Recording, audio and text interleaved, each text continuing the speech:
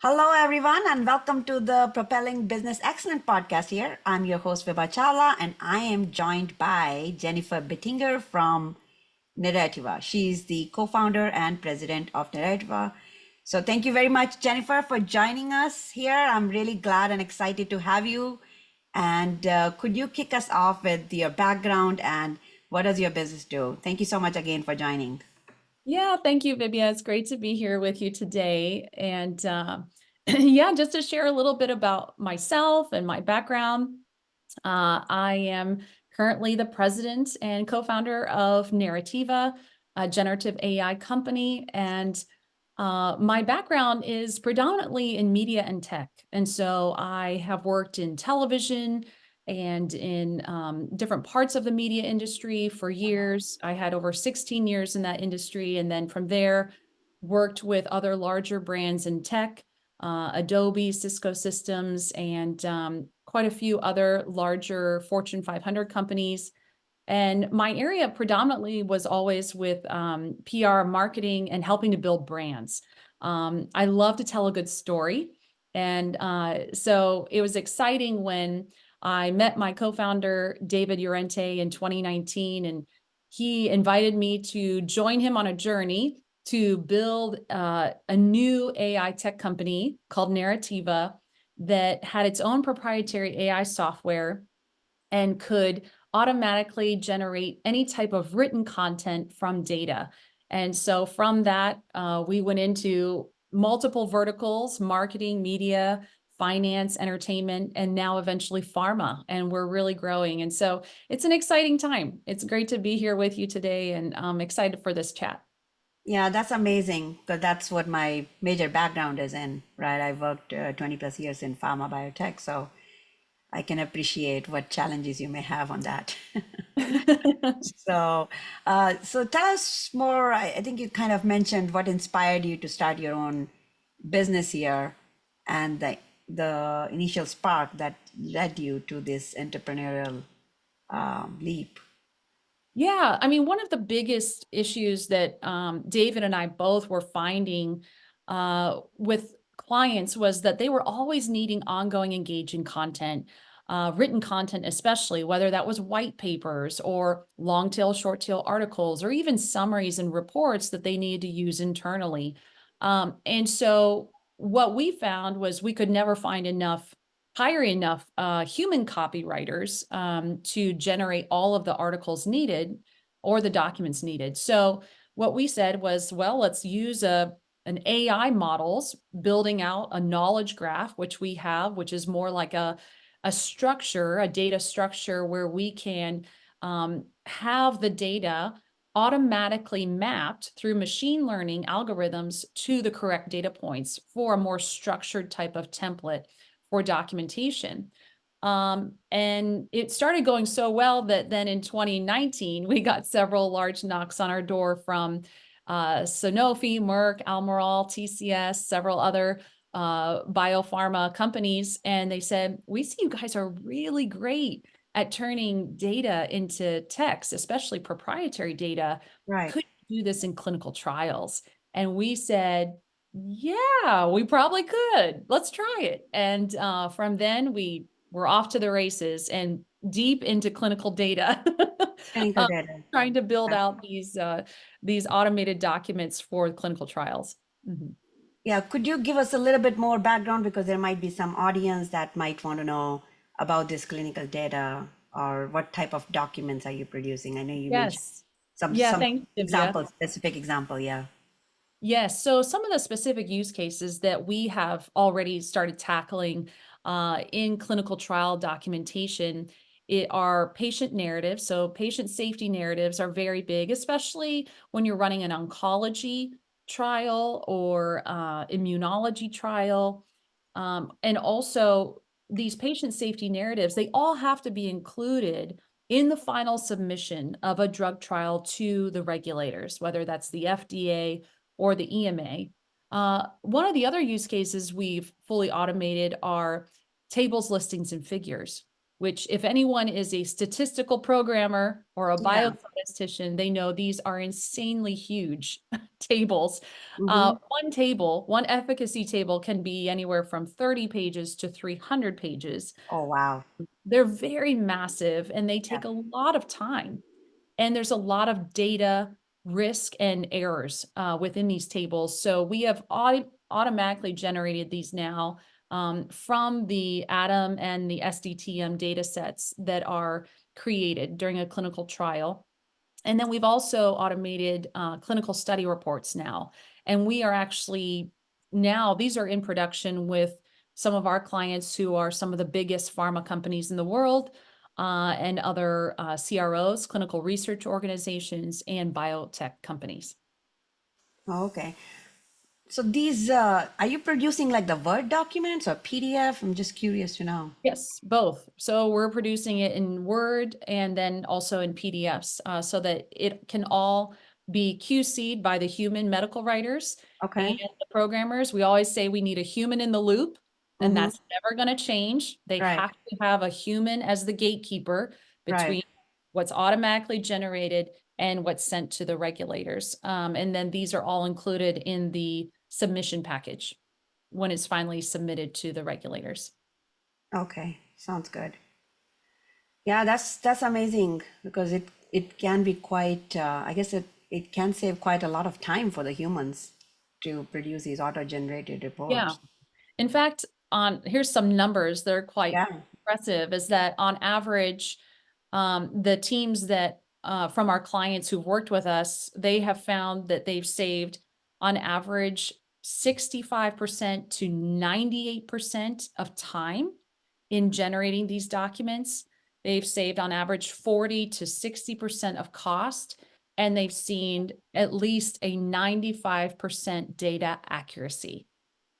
And our software program actually highlights any data discrepancies, date discrepancies, or anything that needs to be double checked by a human being. So it has these QC components, which are really helpful.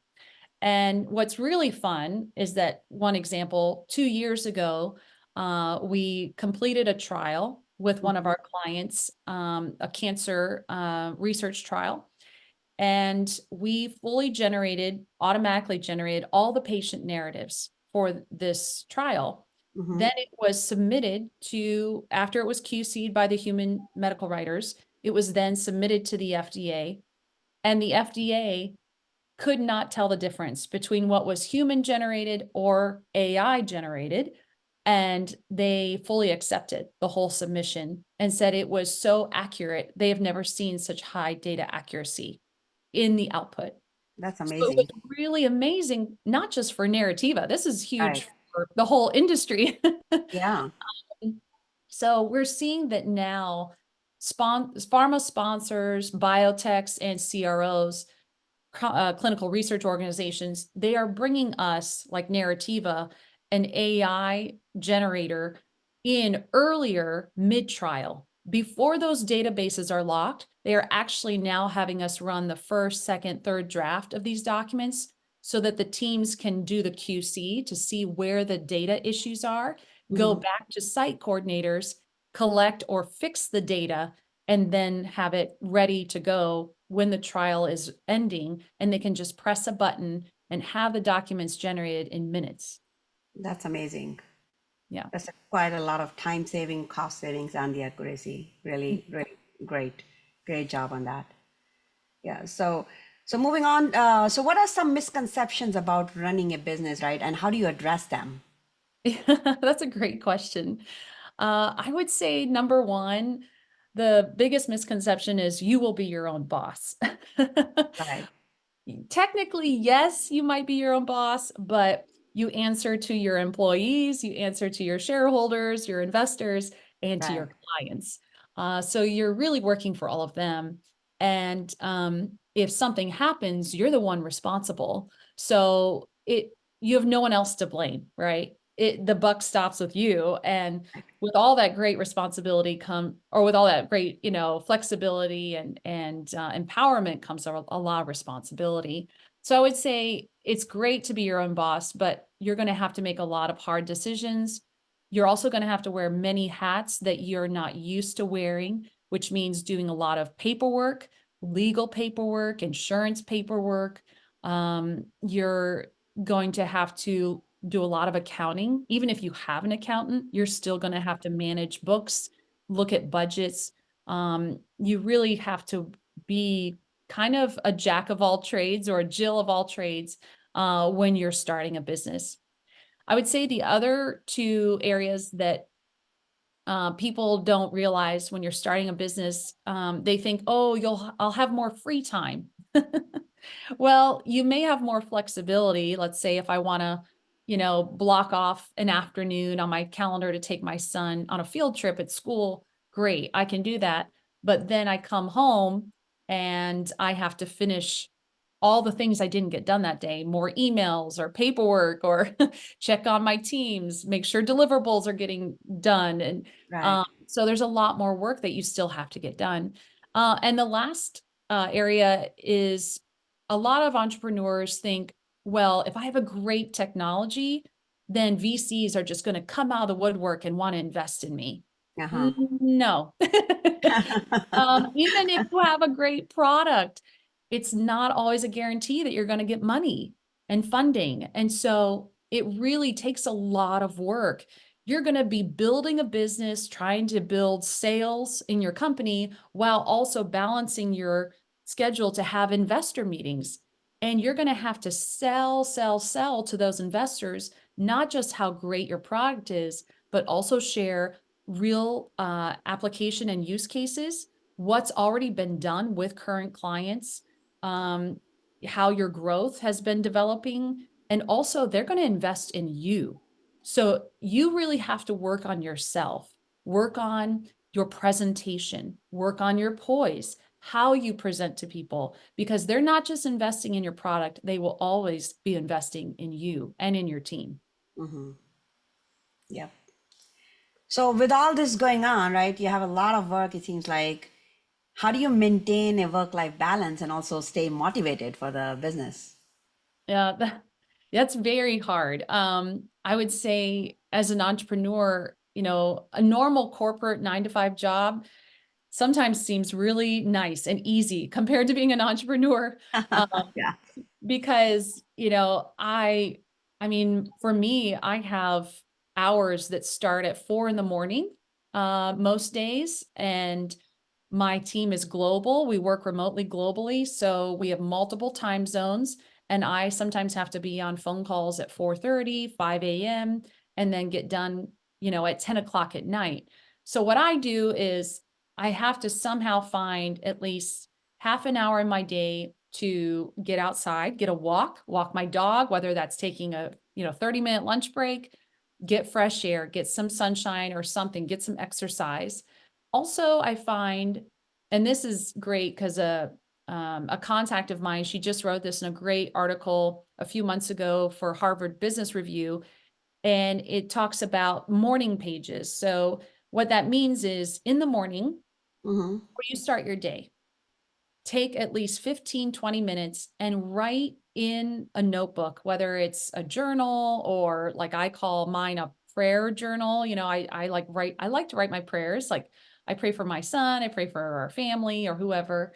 And I just like to get my thoughts on paper Mm-hmm. because scientifically they have proven that it uses both sides of your brain and you actually can collect your thoughts before the day begins, before that cortisol level, starts rising up and all the stress. And so that's one of the things I tell people, write, whether it's even on a computer, Word doc, get some thoughts out. And so you feel more calm and more collected before you begin. Yeah, that's amazing. So your future plans, right? What are your companies one to, I guess we were talking about three, but I'll ask about 1 to 5 years plan. How does your entrepreneurial journey look like? What do you envision? Yeah, I would say we are in such an exciting time right now for Narrativa. Uh-huh. we are growing. I believe our next 24 months, well, 12 months for sure, but the next 2 years is going to be our hockey stick moment for Narrativa. Not just because we have a great technology, but because the industries, especially pharma, is ready. They're finally ready and excited to implement AI automation. If you would have asked me 4 years ago, I mean, it was hard just to even get a phone call with someone at a large pharma company to talk about AI automation. And when Mm-hmm. you did talk about it, they looked at you with like a deer in headlights, not even understanding what you were talking about. So now that the whole buzz of Chat GPT and Dolly and all this exciting stuff with open AI is kind of more household conversation, people are more open and have a bigger appetite to use AI automation tools in their everyday work processes. So I would say for Narrativa, we want to continue to be the leading generative AI software company in pharma when it comes to generating clinical documentation. That's one of our goals in the next 3 years, to continue doing that. Out of that, we want to eventually either we want to eventually sell the company in the next 5 to 7 years or go IPO. We'll see. I mean, I would love to see the company continue to grow, and then after that, I have a personal goal of when we, hopefully sell Narrativa, we'll see. I'd love to continue to invest in new startups, especially led by female entrepreneurs. That's one of my goals, is to empower women to do great things and to continue investing in the future. Mhm. That's amazing. Yeah, thank you for sharing that. So, Jennifer, I know you mentioned some of your 3 to 5 year goal here. What obstacles do you expect or anticipate encountering, and how do you plan to address those? Yeah, I would say some of the biggest obstacles is that, and a lot of people aren't talking about this yet, but with this whole AI craze right now, some people call it the AI race or the AI craze. It's going to be a big boom or bust era coming in the next 2 years.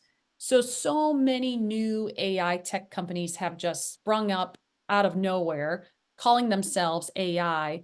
But I tell lots of the clients that we talk with and new people who are coming to us, many new companies, the big corporations, I tell them, be cautious, do your homework, and actually find out what their technology is based on. Is it only based on Chat GPT with a fresh coat of paint on top? Or have they actually built out their own proprietary software? Because that takes a while. You can't build that overnight. And be cautious that they make sure you're asking them if they train their models on their clients' data. That is a big no-no. We actually always make sure we don't ever train our models or do any kind of tool, improvements or technology improvements based on our client data. So there's going to be, I think, a new shift in the next 12 months of these, overnight success AI companies that will die out. So one of the things that I'm looking at is that the big obstacle for us at Narrativa and for the other companies who I know who are really great AI companies and they've been around for a little while Mhm. is to stand strong on the foundation you've already built. So, like we do at Narrativa, we have built a strong foundation on knowing that we have a very unique proprietary AI software that no one else has built. And so we want to make sure we stay strong even when that bust happens. And one of the ways we're doing that is by building out these very steady, slowly progressing use cases within industries like pharma, where it is a seamless integrated process. We don't want to disrupt the workflow of these large corporations. We don't want to make waves. We actually want to be seamless as we are integrated into their everyday work processes, because that will help us to stay for the long run. Yeah. company. I guess the proper change management may also be helpful in this Yes. case, right? Yeah. Yeah. Yeah. I know we always talk about disruptive innovation, but But sometimes it can be very but it can different be disruptive. painful, right? Yeah. Yeah, different thinking. Yeah, thank you so much. So, what advice would you offer to the aspiring entrepreneurs or the business owners that are facing challenges?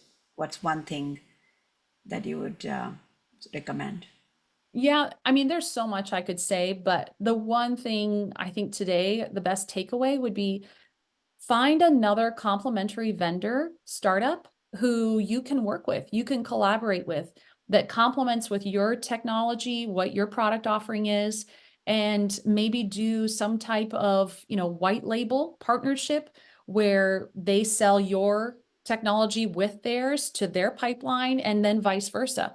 You sell their technology with yours as like a package deal to your pipeline. It will actually grow your pipeline in great ways very quickly.